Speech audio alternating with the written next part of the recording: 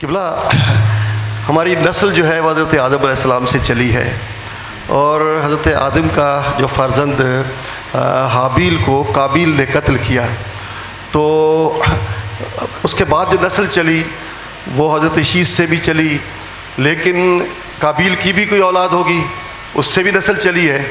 تو کیا ہم سمجھ رہے ہیں کہ ہم جو آج تک جہاں پہنچے ہیں تو کچھ لوگ جو ہے وہ قاتل کی بھی اولاد ہے، حضرت حابیل کی جگہ پر جو قابیل جو ہے قابیل کی بھی اولاد ہے، تو ہم سب جو ہے آدم کی اولاد ہے، مگر ہم قاتل کی اولاد ہے، اور پہلا قاتل، پہلا انسان، انسانیت کا وجود، تو اس وقت سے ہم میں سے کچھ قاتل کی اولاد بھی ہے۔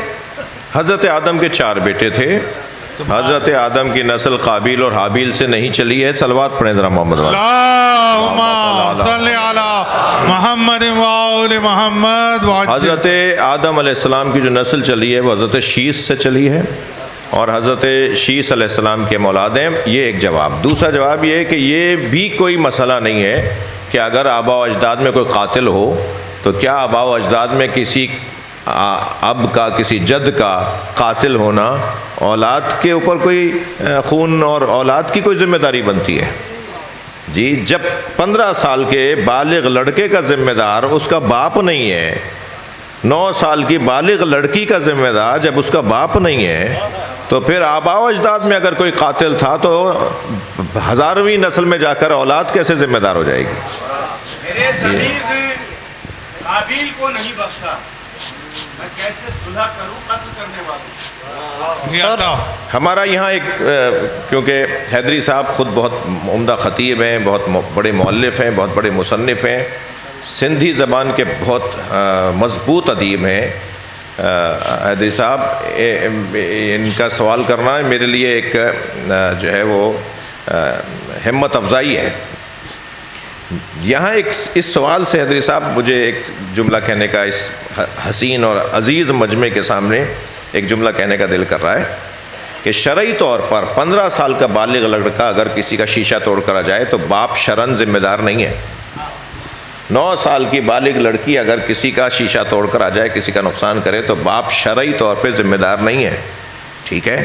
1400 سال پہلے اگر کوفے والے کالے کپڑے پہنتے تھے تو یہ کیا تم نے راگ لاپا ہوا ہے کہ آبا و اجداد میں مارا تھا اور اولادیں رو رہی ہیں؟ کوفے والوں کا اگر حلیہ ہماری طرح تھا تو ہم کوفے والوں کے ذمہ دار تو نہیں ہیں، ہم کوفے والوں کے تو اولادیں نہیں ہیں۔ یہاں تو ایک بڑی تعداد میں سادات بیٹھے ہوئے ہیں، سادات تو کوفے والوں کی اولادیں نہیں ہیں۔ یہ جو آج افریقہ میں کالے ماتم کر رہے ہیں، آج جو آسٹریلیا کے اندر گورے ماتم کر رہے ہیں، یہ جو آج ہندوستان کے اندر ہندو جو ہے عزاداری کر رہے ہیں یا ہندو شیعہ ہو رہے ہیں، یہ سارے کیا کوفے والوں کی اولادیں ہیں؟ اہل بیت کے غم میں رونے والے سب کوفے والوں کی اولادیں نہیں ہیں۔ ایک پیغام۔ دوسری بات یہ کہ اگر آبا و اجداد نے اور کوفے والوں نے امام حسین کے ساتھ بے وفائی کی، مثلاً، اگرچہ اس کے اوپر بھی ایک علمی بڑی مفصل بحث ہے، ہرگز ایسا نہیں تھا۔ کوفے میں 5 قومیں رہتی تھیں، 5 قومیں رہتی تھیں کوفے کے اندر، ایک قوم شیعہ قوم تھی، اور شیعہ قوم کے سارے سردار کربلا میں امام حسین کے ساتھ شہید ہوئے ہیں۔ کوفے کے سارے سردار، شیعہ سردار، کربلا میں امام حسین کے ساتھ شہید ہوئے ہیں۔ مدینے کا ایک آدمی بھی قتل نہیں ہوا، زیادہ تر کوفے قتل ہوئے۔ ایک 5 قوموں میں سے ایک قوم شیعہ قوم تھی جنہوں نے امام حسین کا ساتھ دیا ہے۔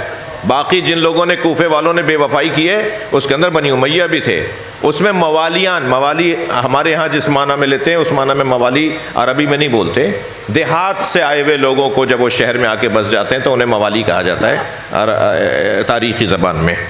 تو کوفے میں تو بہت سارے لوگ تھے۔ میرا سوال جو جملہ مجھے ادا کرنا ہے وہ یہ کہ اگر 1400 سال پہلے سلمنا، کچھ دیر کے لیے ہم مان لیتے ہیں آپ کی بات کو، فرض محال کو فرض کر لیتے ہیں، کچھ دیر کے لیے مان لیتے ہیں کہ کوفے والوں کا مذہب اور آج امام حسین پہ رونے والوں کا مذہب ایک جیسا ہے، تو بڑوں نے کیا تھا تو اولادیں رو رہی ہیں، تو یہاں تو تم یہ بولتے ہو، اور باپ جو بیٹے کو خلیفہ بنا گیا تو کہتے ہو کہ باپ نے بیٹے کو اگر خلیفہ بنایا تو بیٹے نے اگر گناہ کیا تو باپ ذمہ دار نہیں ہے، تو یہاں ہزاروں سال بعد آنے والے پہلے والوں کے ذمہ دار ہیں اور باپ بیٹے کا ذمہ دار نہیں ہے۔ سبحان اللہ یا